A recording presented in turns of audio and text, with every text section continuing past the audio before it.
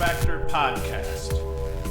What is up, college lacrosse fans? You're watching another episode of the Lax Factor Podcast. This is another weekend recap show. We actually are doing 3 recap shows. We did a recap show on Saturday for the Syracuse game, Ohio State game, and the Navy game.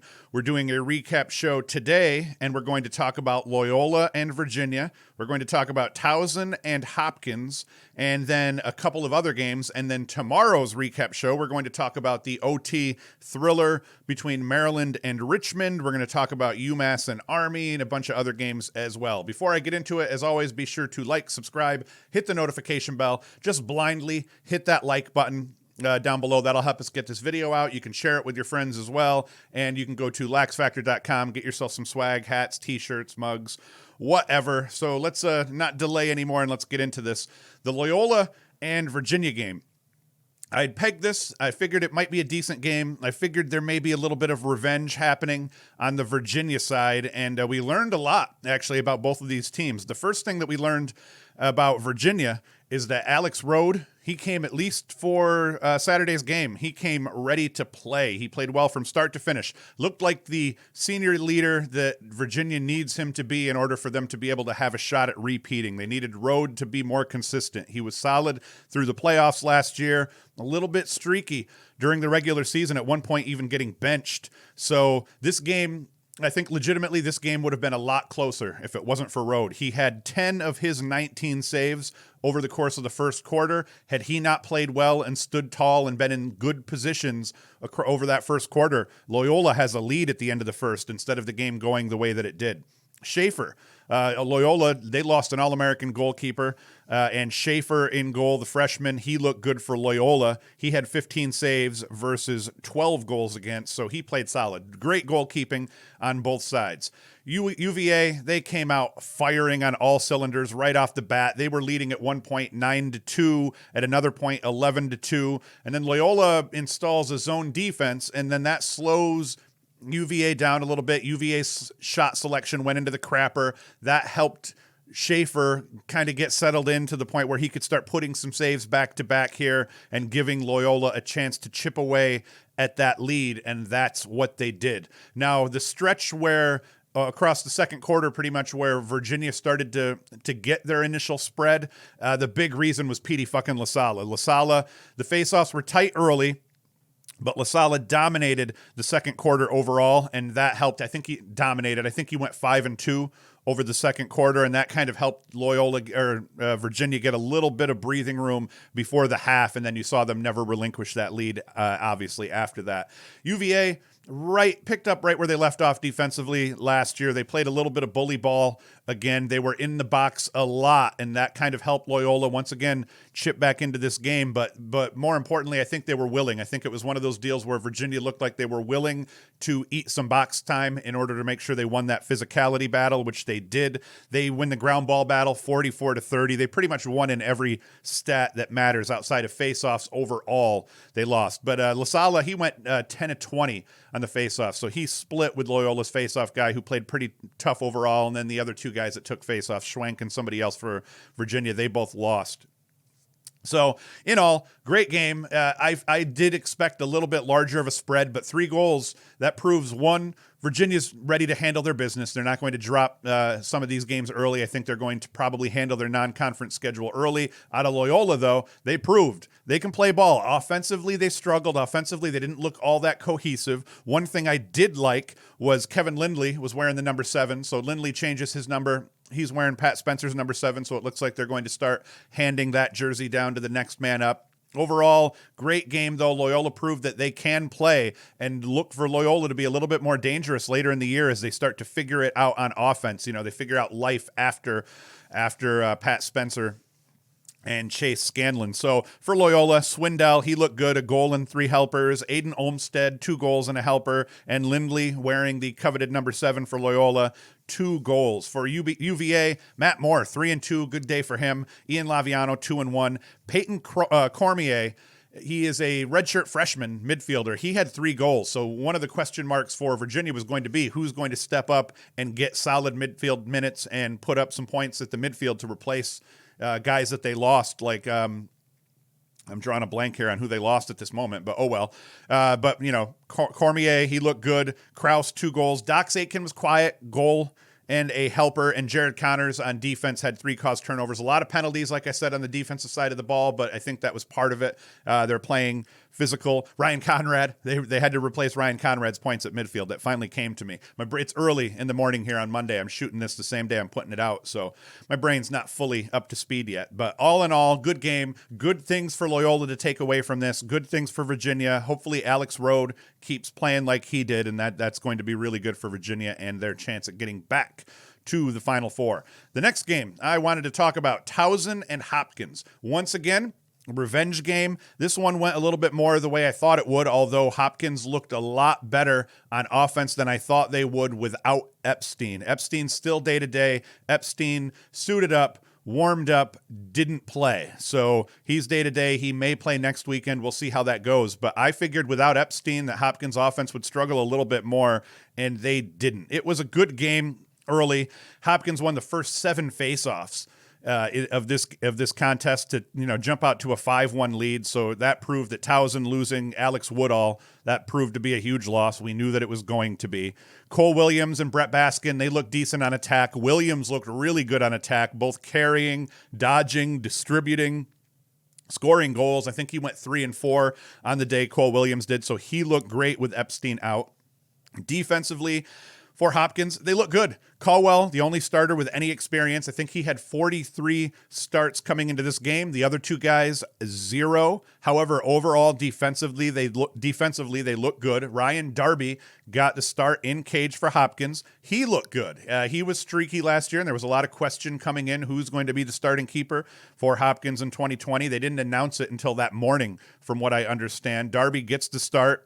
A little bit of loyalty shown by Petramala, and he, proves him right with 11 saves versus just 7 goals against. Now, in fairness, Towson's offense looked awful.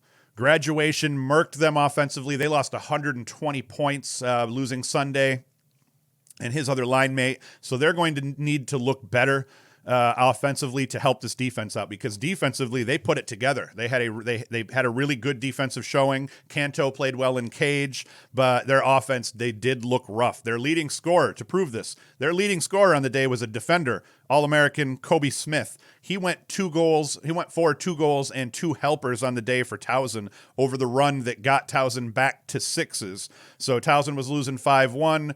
They end up, I think it was like 6-2 at one point, and then they go on a little bit of a run. Kobe Smith scores on an outside shot on a slow break to get things back to 6s, and then from there, Hopkins rolled. They end up chipping away. They take an 11-7 lead by the end of the third en route to the 15-7 win overall. The big surprise of the day, though, with no Epstein, Cole Williams looked incredible. 3 goals, 4 helpers. Connor DeSimone, 3 goals. Evan Zinn, one of the question marks for Hopkins, just like it was for Virginia. Who's going to step up at the midfield? Who's going to be the midfielders that step up and play tough for Hopkins in 2020? And Evan Zinn, I didn't like his shot selection, and I thought he took a couple of popcorn shots here and there, but he goes for 2 goals and a helper on the day, and it looks like he could be one of those rangy Dodgers, a guy that can, when you need someone to get space and to get a shot off, he can be that guy. I think he just needs to improve his shot selection, put a little more mustard on the ball here and there. But Darby, as I said, 11 saves. That was great.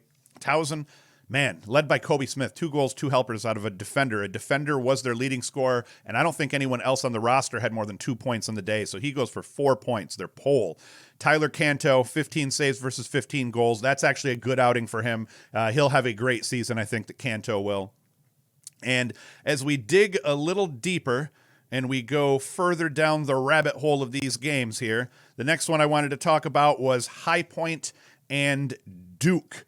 High Point Duke, heck of a game here, at least early, with Duke kind of jumping out to a little bit of a lead, High Point getting back in it and keeping things interesting. And once again, though, Asher Nolting, quiet. I'm not sure what I think with the High Point offense, they look like everybody's trying to force it a little bit too much. Last year, They played really unselfish lacrosse. They shared the ball well. They kept the ball moving around the outside. So far this year, they are struggling to kind of find an identity around Nolting. Even though Nolting's the man and everybody knows that, the amount of attention that he's getting, they're not adjusting to it. It's a lot of guys standing around as a guy's going to the rack. So whether that be Nolting going to the rack and guys are standing around, or Schleppy, he looked decent yesterday. Hendricks, once again, looked good. He went 2-1 for High Point, but overall, they're just not looking tough. Ben Baker was quiet. Hunter Vines was quiet. I think for High Point to be successful, they've got to get the ball in Hunter Vines' stick more. He's that kid that can get separation. Every time he touches the ball, he should be the one dodge every time he's on the field, and I think that will open things up more for Nolting and company. But on the Duke side, pretty impressive, because Dyson Williams, he goes 3-2. CJ Carpenter, 3 goals. Cameron Badur, again, he goes for 2 goals, 2 assists. Nakai Montgomery had a bounce-back game. He goes for a goal and 3 helpers. So Duke spread it out all up and down their roster. A bunch of guys with 2 points. Manown with just 2 points. Cameron Mule with 2 points. And then a couple of guys with 1. Quigley, Carpenter, Tyler Carpenter, long pole. He ended up with a goal. So Duke looked good offensively across the board. It took them a little while to get going, but once they got going, they rolled. And interesting note, Turner Upgren did get yanked in the first half, and they put in Andrew Bonafide, and he goes for 6 saves against 4 goals against. So he did look a little bit better than Upgren, but we've been wondering.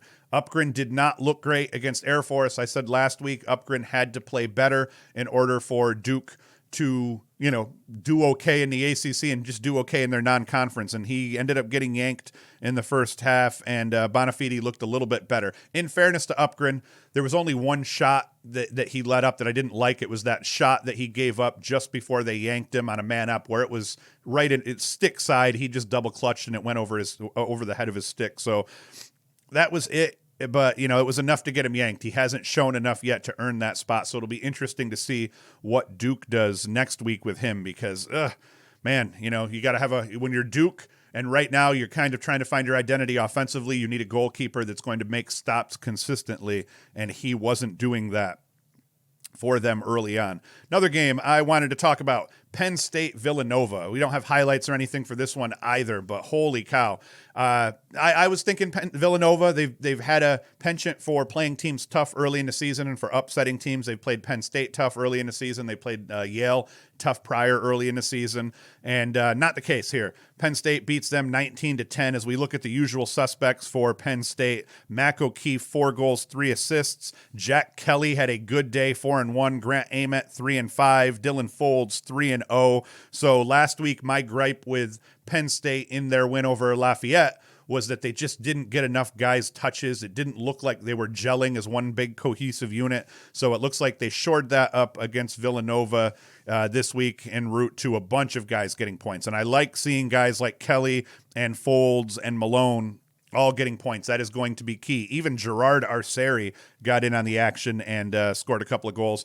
Kobe Knies, he looked solid in cage. Kobe Knies has not. I've been expecting Knies to be a 55% save percentage guy and up through the season. So far, that hasn't panned out. But once again, kind of dealing in a beatdown game here, and that's going to happen, I would suspect. So that was that game, and then there was another game I wanted to talk about here. We had the 2 D3 games that I wanted to talk about. We have Salisbury and Lynchburg. I don't remember what I set the line on this one, but I think it was about Salisbury by 3.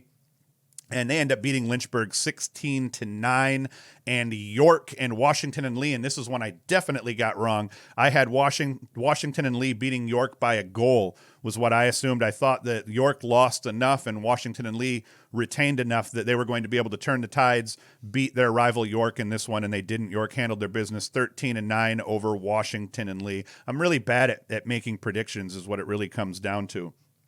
And so that's it for this week's show. We're trying to keep these shorter, trying to keep these in the area 10 to 15 minutes, and we'll just put multiples out. So you'll get a show every Monday and every Tuesday, as I already said. In tomorrow's show, for those that made it this far, we're going to cover the OT thriller, Maryland versus Richmond. We're going to cover UMass and Army, and then a bunch of other D1 games throughout that we'll get to as well. I watched a boatload of lacrosse this weekend. I think I watched pretty much every game that ESPN ESPN had on, except for UNC Mercer. So have a lot to talk about tomorrow as well. As always, be sure to like, subscribe, hit the notification bell so you're notified when we put out more videos, and you can go to laxfactor.com, get yourself hat, t-shirt, swag, coffee mugs, whatever. As always, thank you for watching. Be sure to come back tomorrow for the second half of the preview show, and Hoost is out.